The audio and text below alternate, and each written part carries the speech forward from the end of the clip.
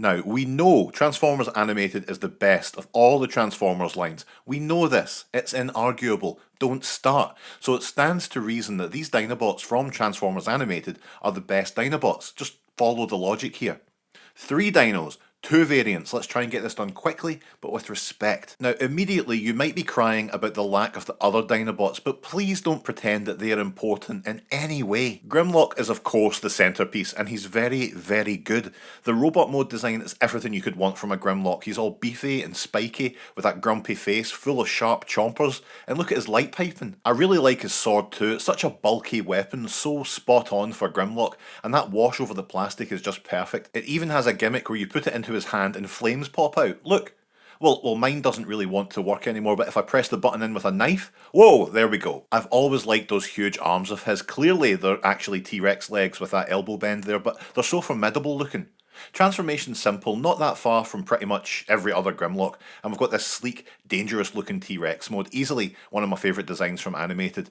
I do wish the toy had something to cover up this hole in the chest, of course. It's really the big flaw, if you want to be like that, but after so long adoring this toy, I can forgive it. He's just so well balanced, forgoing the usual Grimlock standing upright pose for something a bit more streamlined and aggressive looking.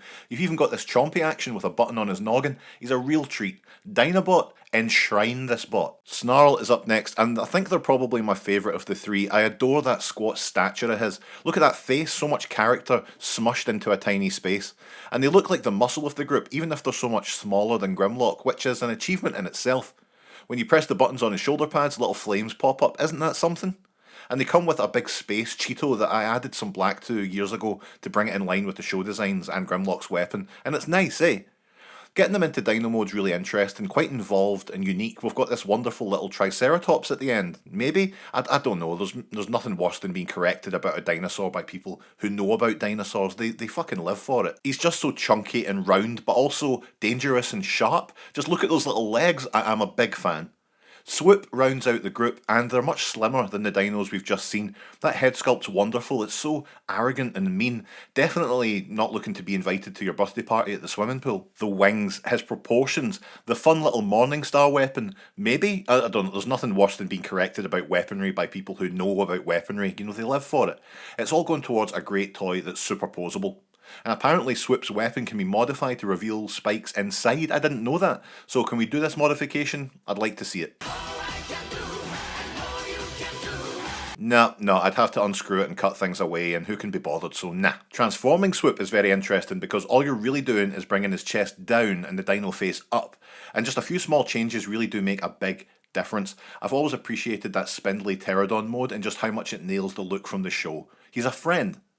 So those are the animated Dinobots, truly a standout team in an already stellar line. I adore them, and I suppose it is a little bit sad, I guess, that we didn't get the other Dinobots in the line, but, you know, I suppose we just have to move on. With the exception of Snarl's hands, the Dino mode hands and feet remain the same in robot mode, and I think that gives them a real sense of standing apart from the rest of the Autobots, that they still retain their beastly instincts. The only other real annoyance is that Swoop and Grimlock's wings do love to pop off every 3 to 5 seconds, but again, it's small potatoes when you consider how great they are overall.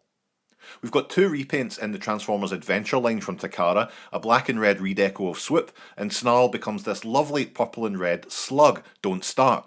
I'm a big fan of both these colour schemes, and they definitely feel distinct enough to justify their existence. It's nice to flesh out the ranks a little bit too. My favourite part is Slug's shoulder pads. The fire is a lovely shade of peach. Extremely adorable. The adventure crew don't come with their weapons, but the only time I ever got everything that I wanted in life was when I was introduced to you, my lovely audience.